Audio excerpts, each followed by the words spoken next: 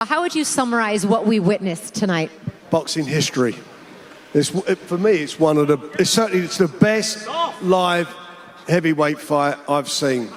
It was just amazing. Two warriors in there who gave everything, and it was just so absorbing.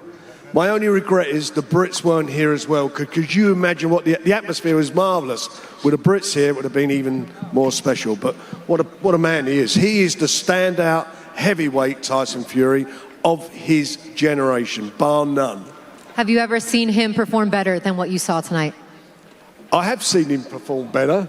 I've seen him box better, but I'll tell you something. The heart, his heart and the bravery, he's just amazing. He's an amazing person, an amazing athlete.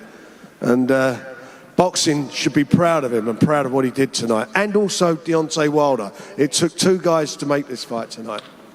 Indeed it did. And Bob, you and I were chatting just a few moments ago, and I asked you, Bob, if you'd had, in all of your years in promoting boxing, if you've ever seen anything like this, or what fight maybe did this remind you of? And what did you tell me? Well, Christina, first I want to apologize to all the fans who spent their money to see such a boring fight. Listen, I've been in this business 57 years promoting fights. And I truly have to say, I have never seen a heavyweight fight as magnificent as this. And I am so proud of the man on my right. He showed heart, ability. He is truly a fighting man. What kind of, Bob. Go ahead, yeah. Compliments.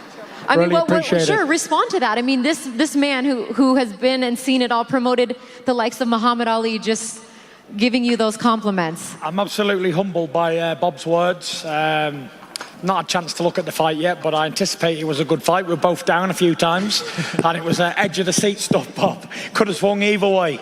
But, you know, when it comes down to it, when I have to pull the chips out every time, I've delivered 33 times in a row, and I never let anyone down. I always give it me all, 100% tonight. I came into this fight tonight thinking, you can only do your best in life, and whatever's meant to be, whatever's destined, written in the stars for you will be. And that's it. I trained hard, I dedicated my life, and I got the victory tonight. And I just want to say thank you to God, and thank you to all my team and all that. And it was a great time. But I've been home for 2 weeks out the last 6 months.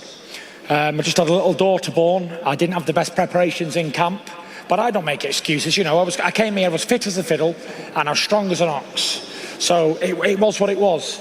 But now I'm going to go home and regroup and spend some well-earned time with my kids and my wife. And that's that. But without this man sat next to me here, this Sugar Hill, the big dog, I wouldn't have knocked him out tonight. He was like to me, in 9, 10, and 11, he was like, get this beep out of here. Stop messing around. He was like, the big dog gets him out late. And he pushed me to knock him out. He really did. I was going to say, just now before Tyson said it, Sugar Hill, what a trainer. I mean, tremendous job tonight, Sugar. You know, it's the genes. Sugar Hill has the right genes. Emmanuel Stewart, my dear friend, the late Emmanuel Stewart, the greatest trainer, now his nephew. I mean, you really learn from Emmanuel.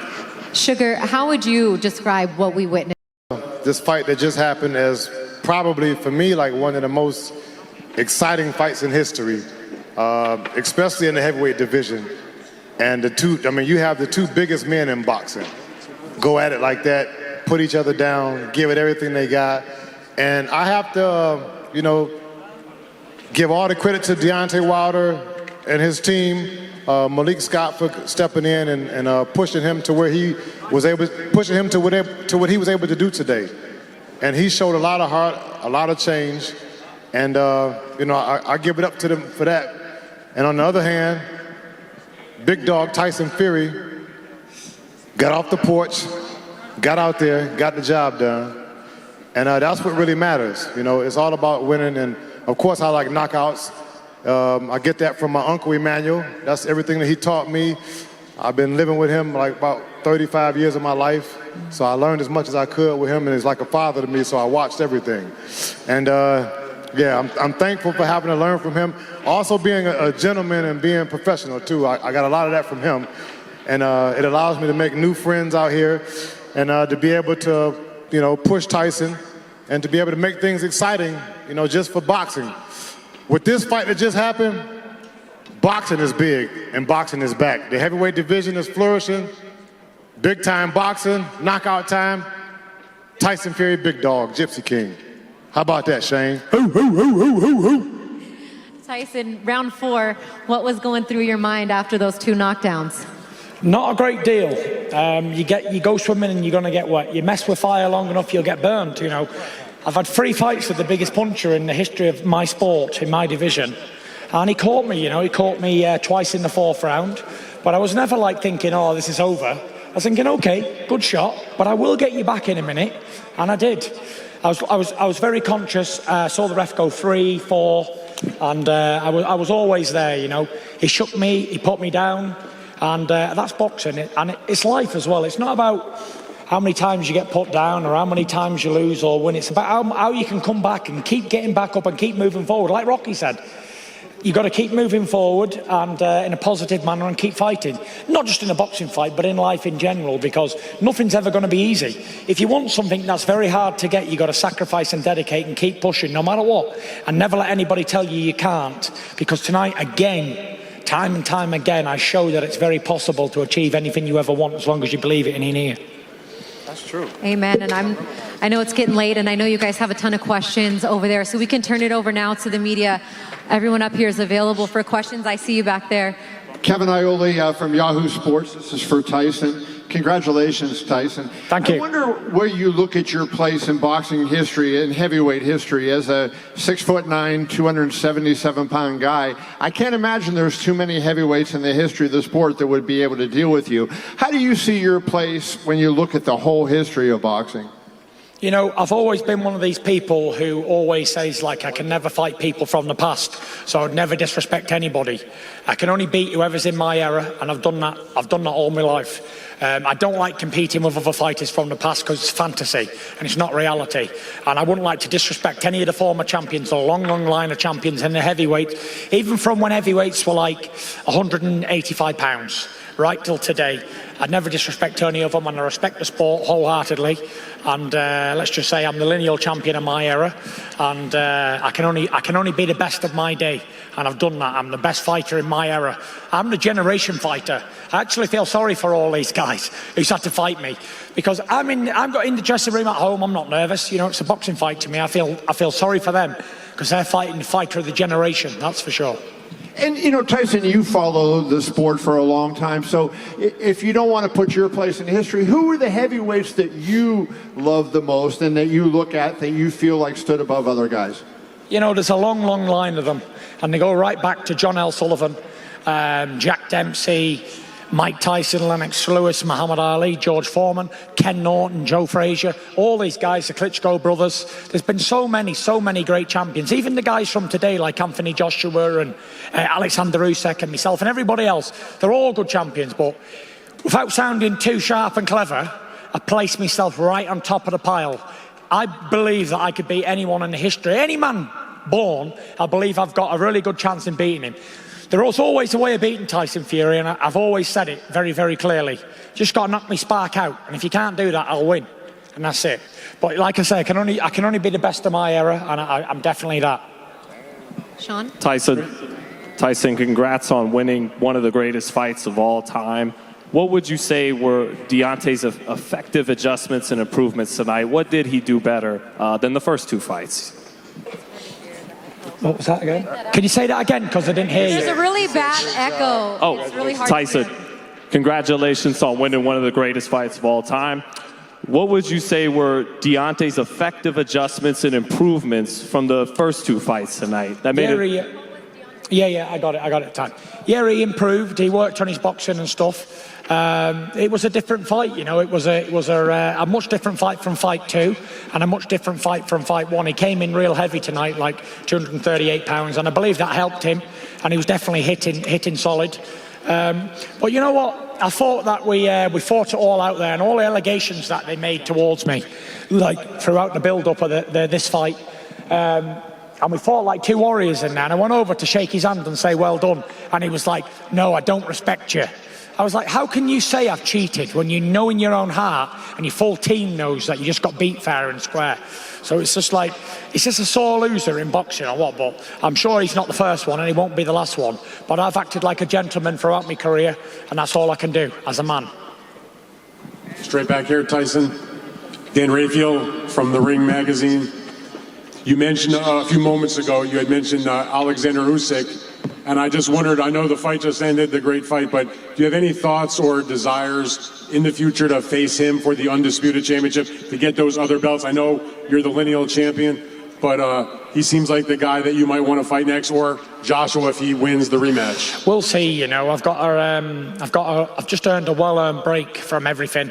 Been away from my family for 6 months in total. Been home 2 weeks out of the last 6 months. So before I start thinking about fighting other men, I'm going to bask in this victory, because this tonight was one of my greatest wins. I got off the floor to do it, and you know, I'm the big dog in the division. I believe that probably one of the heaviest heavyweight champions in history tonight, 277 pounds. And you know, I was fit, I was strong in there, and I felt good. So yeah, we'll just see what today brings, and tomorrow as well. Fair enough. One other question for you, Tyson. Frank mentioned it earlier when he made his opening remarks. I wondered how, it was a great crowd here and a great enthusiasm, but give me your thoughts about not being able to have the British fans that are so raucous and supportive of their fighters in the building to support you. You know, it was a great atmosphere in here tonight. The fans were amazing, and everybody who bought a ticket in here got the money's worth, definitely. But you know, the British fans couldn't travel, and we saw the support that I had last time in Vegas.